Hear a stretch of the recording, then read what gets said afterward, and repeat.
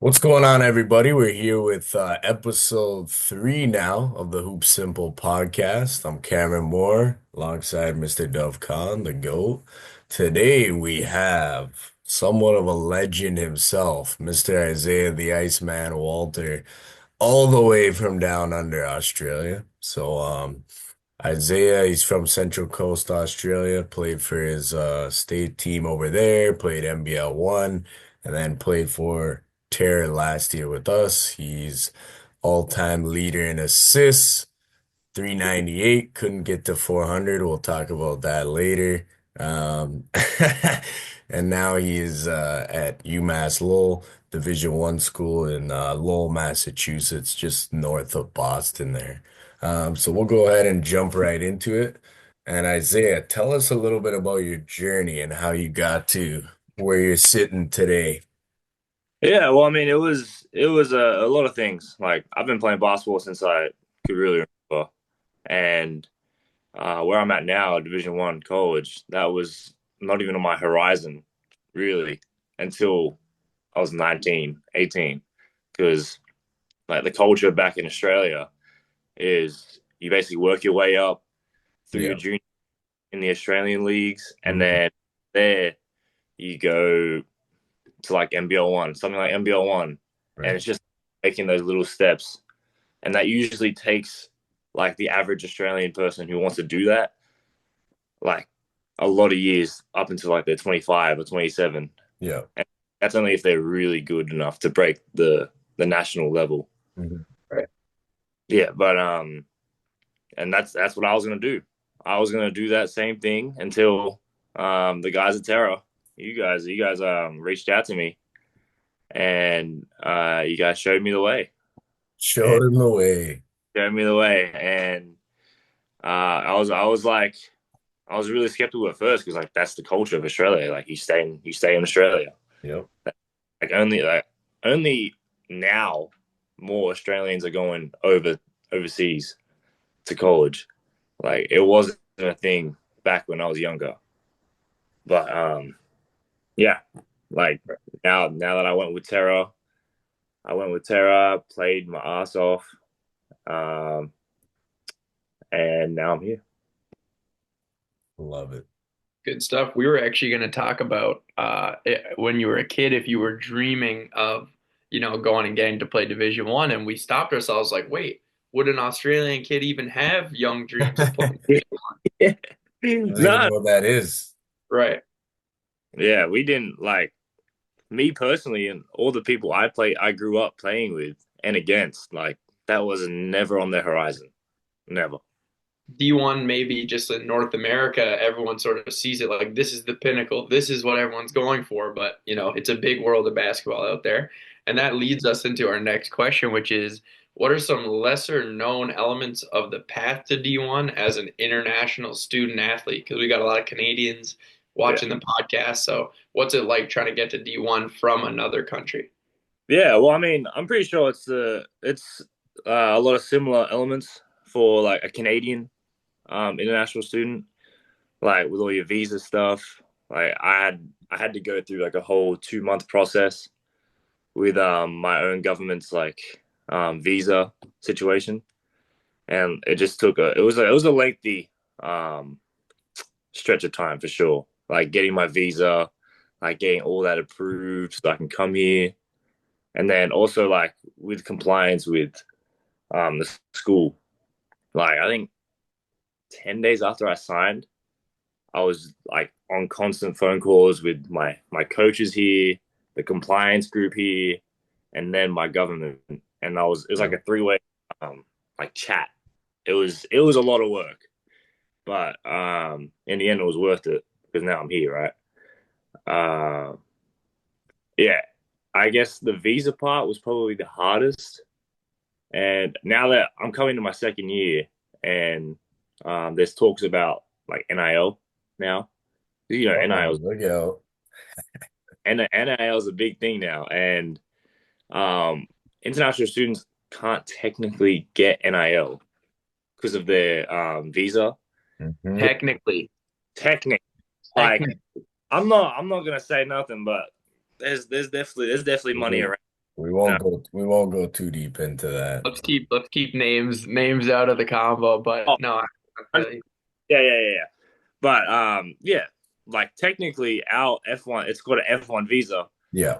and it stipulates that you cannot like get any money for like while you're here, Mhm. and NIL is basically like that. You're getting So, money so basically. how are guys still getting paid? Is it just under the table? Is Yeah, that I mean, obviously it's under the table, or I think in some cases it gets put in your stipend, like stuff. okay?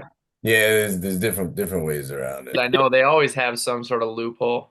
Yeah, and there's like there could be like a subsidiary in your own country. Right, right. Companies who want like you to promote their brand, they might have a subsidiary in your own country, and you can actually get NIL for companies, organizations through like your own country. Right. Wow. So let's say you're an Australian guy and you head over to UMass Lowell and you've got a company in your hometown that's saying, "Hey, Ice, let me give you X amount of money to sponsor my company." You can take that money because it's coming from home. Yeah, I mean, I could. I mean, I'm actually trying to get a deal with Vegemite, Oh and my God. that is That's hilarious. No one greatest, wants that. By the way, that stuff's garbage. It's greatest. disgusting. Just for everyone watching at home. No, Not definitely. not good. But yeah, like to what I'm saying, I could call them up, and if they want me to promote their stuff, I can because it's from my own country, so it doesn't interfere with my F1 visa because Mhm. it's not my own brand. And we've spoken to a bunch of kids who maybe aren't as smart or capable as you in terms of just like logistical elements of the game.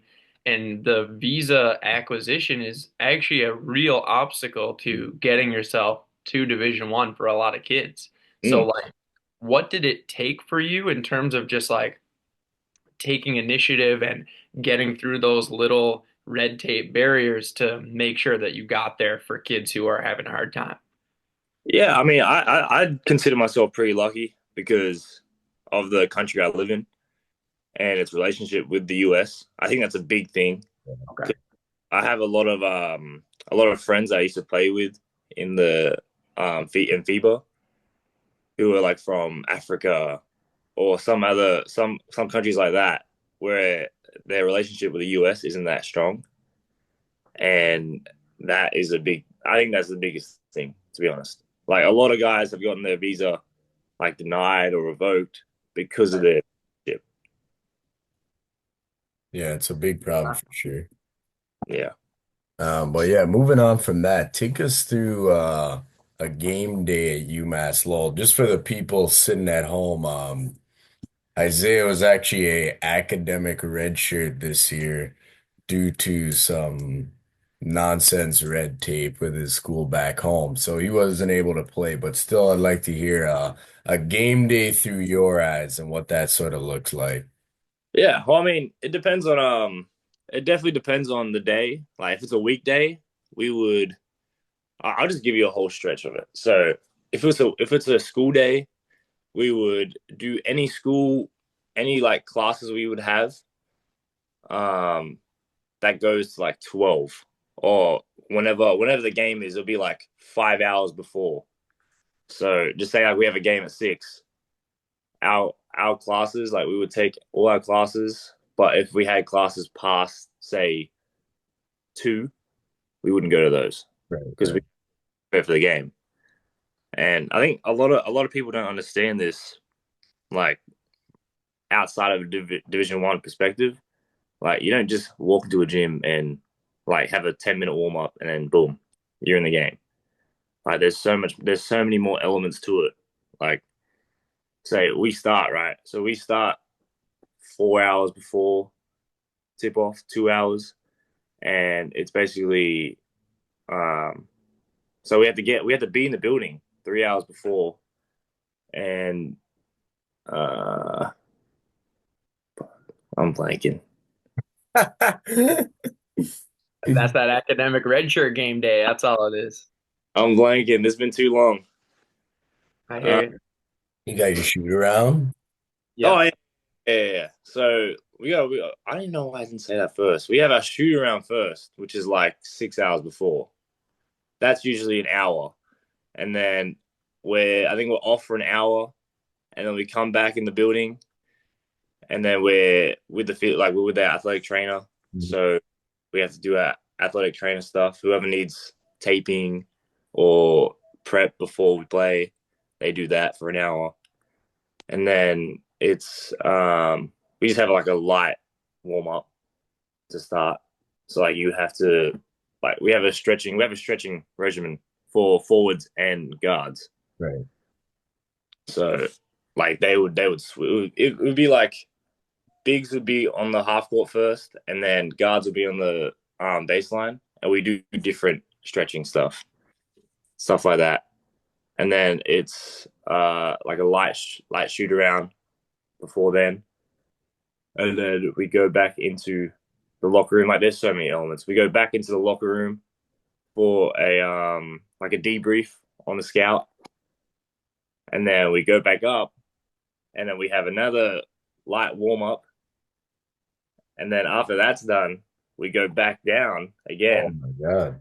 and the head coach actually talks this time, like debriefing about the scout, telling us what he wants us to do, how he wants us to execute, and like Coach Duke is he's a big person for making the right plays, and he always drills that into us, and I do agree with that. Like that's the right thing to do. Um, and then after that, we go back up for our like layup lines. Everyone here would know what layup lines is. Then we would do layup lines then, and And then then you're starting. and then we're starting the game. Right. Actually, no, we don't because we got to do the player introductions. So Right. Yeah, after starting lineups. introductions, we have like a 2 minute talk with the team, and then boom, we're out. That's a lot of time waiting, anticipating, Yeah, uh, a lot of time to think. Maybe if you're a guy who gets a little more in his head. yeah. Oh So man, it's like because I was redshirting, it was just like it was the same. It was methodical. It was the same thing every single game. Like the preparation is the same every single game. do you like that? Yeah, I mean, not that I'm sitting out, but next year when I'm playing, like I'm definitely gonna like it. Right. Okay. Yeah. Good stuff. The and your team is going to look different next year when you're going to be playing, and that's likely due to NIL and the situation with the portal. So, tell me a little bit about how UMass Lowell has been affected just this year and D1 from what you've seen overall by NIL and the portal. Oh yeah. NIL and the portal definitely it put a wrench in our plans for sure. But I mean everything happens for a reason, I think. So um yeah. I mean Players it gone, players in. What's going on in the portal right now at your school? yeah. I mean it's like I would say more of it is the guys leaving. There's more guys leaving than guys in the portal, but the guys who hit the portal were like they were key parts in our team, and now they're moving up, which is I mean, do it. Like there's money out there now, so Yeah. I'd say do it. Guys like Martin, like he was our starting point guard, like all rookie team, rookie of the year actually. Mm-hmm. And now there's talks of him going to BYU, FSU, It's a like big jump. yeah, Big like time. that type of player to leave will like leave a big hole. Mhm. But then that means that there's just a lot more to fill. So And does that turnover, like, do you think it gives players hope if they want to stay at their school, or do you feel like it's more like, oh, they're just going to bring someone in from the portal over me immediately? yeah, that's the biggest thing I think. Depending on the person, they'll take it different ways. Um, and if they see that like a freshman guard is staying 1 year at this school and then leaving the next, it's going to make an impression on whoever wants to recruit, like whoever we want to recruit here. Yeah. Like they want to know like why did they leave? And Right. I think that's a big thing that NIL has um, created with like people transferring everything because like the new recruits coming in, they're like, oh, why did this guy try? Why did this guy try to transfer? Like, did he not like the situation? Am I going to have the same problems? Like, there's a lot of confusion that comes with it, And and those guys are probably just leaving for money. yeah, and most of the time it's just for the money. Yeah, Like, it's I've been, really, I think it's also really destroyed the high school guy even more because even the guys that are good enough, I've heard a lot of coaches say like, all right, let's say we can find a high school guy that's good enough to play right away. Take Martin, for example. mm, He's gonna have one good year and then he's gone anyways right after a year, right? So well, what's the point of even, and I'm not saying that's right or wrong at all. Obviously, Right. there's so much Make your money money. to be made out there. Everybody would do the same thing. We don't need to lie about that. But I'm saying from a coach's perspective, why would I even bother? And it is a tricky situation. I mean, in Isaiah's case there, I mean, they got about what? Three players right now, four players, like it's a ghost town over there. like even like practicing now, it doesn't even feel like we're practicing because we're not. Like we don't have a team, so we're literally just doing individual Right. practices every day. Like, there's no team anymore. There's only three guys left, but the older guys they do come back and shoot around, but there's no like structured practice. Are those guys who have graduated or are those guys right? So do just logistically at your school, do they let guys that say they're entering the portal still use the facility, still come train? What's like the rules on that? Yeah, I mean, I think our coach is a bit like lax with that because the woman side for our school like they're not they don't tolerate that. Like there's girls who have already entered the transfer portal, like signed with different schools, and they're over at the rec. Like they're over at They're the playing school. with the regular students. Yeah, they're practicing with the regular students, which is Right, like get out of here. it's really weird to see sometimes. That's actually funny. Yeah, I've heard a few other schools that do the same thing. To be honest, if I was a coach, I'd do the same thing. Hey, Yeah, if you want to bounce and leave our team, okay, cool. You're not using our facilities. Get out of here. Yeah, yeah, sure. makes Yeah. sense. And for your teammates, like, is it weird at all socially knowing like this guy's just gonna dip and he's still on campus, you're still seeing him around, but it's like, yeah, he's out of here, man. Like what's Nah, that like? like I think we've definitely built like a great bond throughout the team for most of the guys. And like whenever you see them, it's not even like they're transferring. Like I even got even when they leave, I'm still gonna be talking to them. So you. Right. Yes, they're all boys. yeah. Oh, that's good. It's I mean, even now as well, like he's been telling me they've had, what is it, three, four, or five guys on visits just in the last week alone. Like it's Oh yeah, ridiculous. very, very hectic time of year. Everyone's trying to get transfers, and then most schools don't get what they want, and then they got to circle back on a guy they were recruiting earlier in the year. Like Isaiah was very fortunate in his situation because Lowell was recruiting him basically right from the start of the year. It was like early October that they watched him. Yeah. Unfortunately, he wasn't a qualifier, so a lot of the schools that were recruiting him dropped out. But Lowell, luckily they stuck around the whole year, waited to see if he was a qualifier, and then when he wasn't, they still decided to give him a scholarship anyways. So it was a great opportunity for him and ended up working out. And then, going into this year, it looks like he's gonna have a pretty big role. So, it's on him at that point. But moving on from that, I want to hear what your biggest regret is so far in your basketball career. Ooh. Um. I would say my biggest regret would be not knowing the right classes to take in high school Right, right, right. because that one decision set me back a whole year.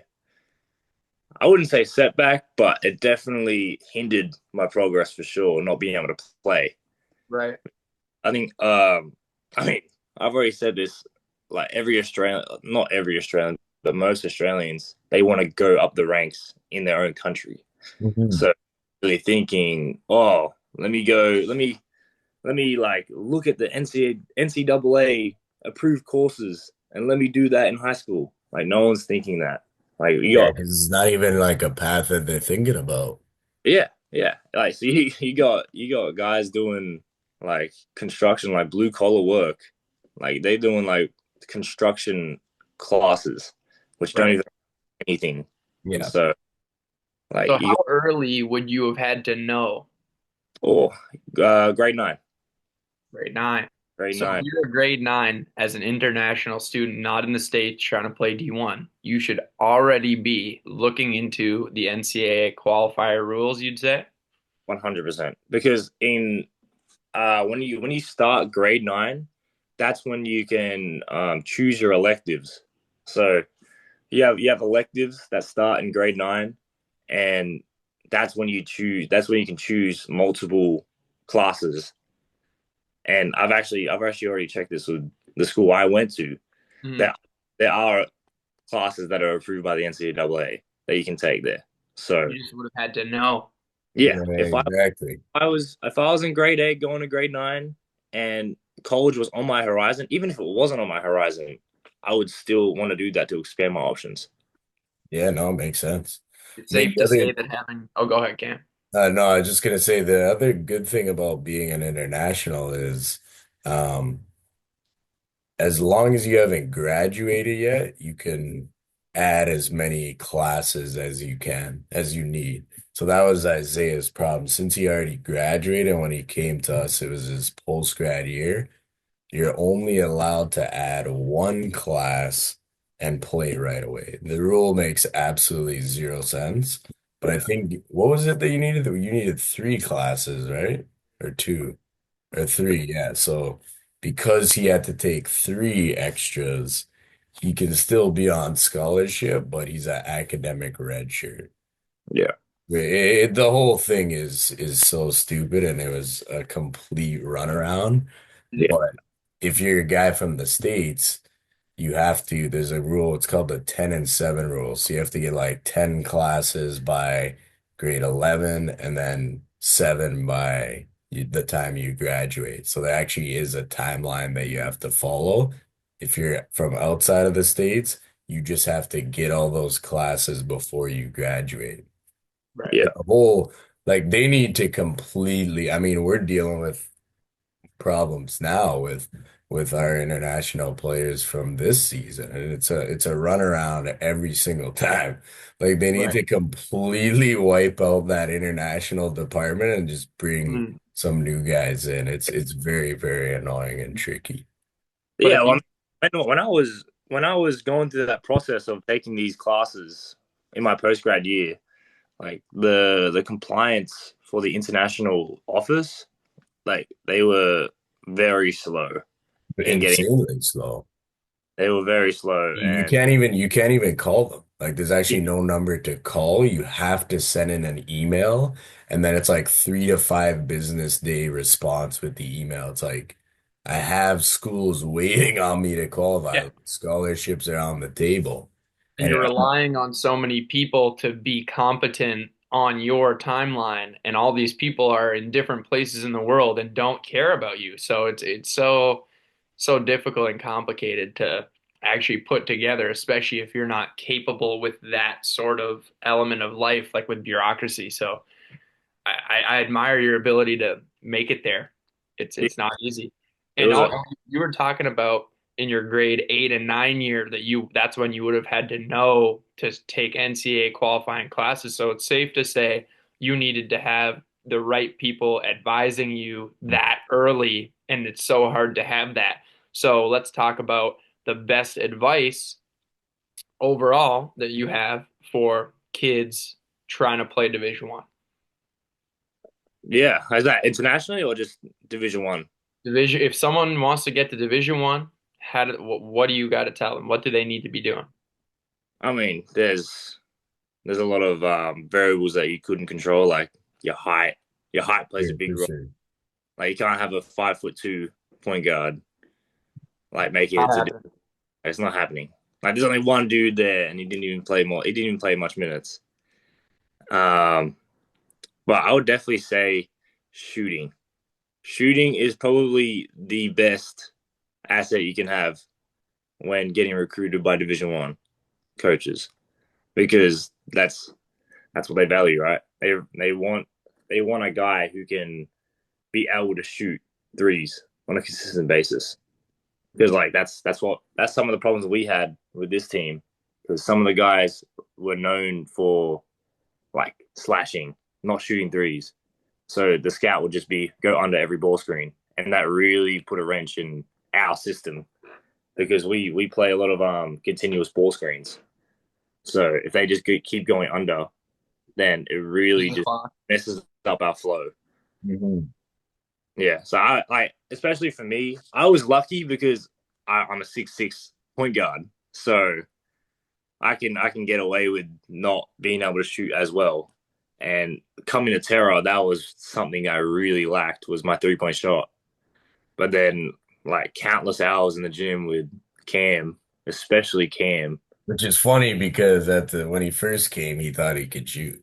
I could. I thought I was like Steph Curry. And Cam was always talking about that long step this guy would be taking into his shot. That Slow, long slow step. release.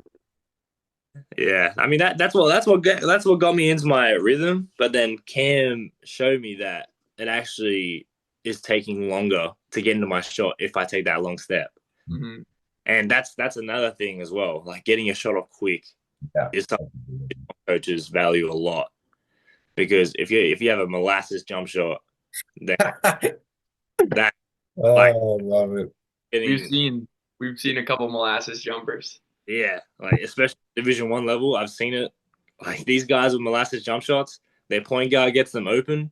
They're still trying to get it up there, and then By the time they do it, it's contested. yeah, by the time they do that, the guy's already there. Like I think a lot of guys don't realize the level that Division One is at right now. Yeah, just size, athleticism, everything. Like, Yeah, And it it's ends up being a pump fake redrive.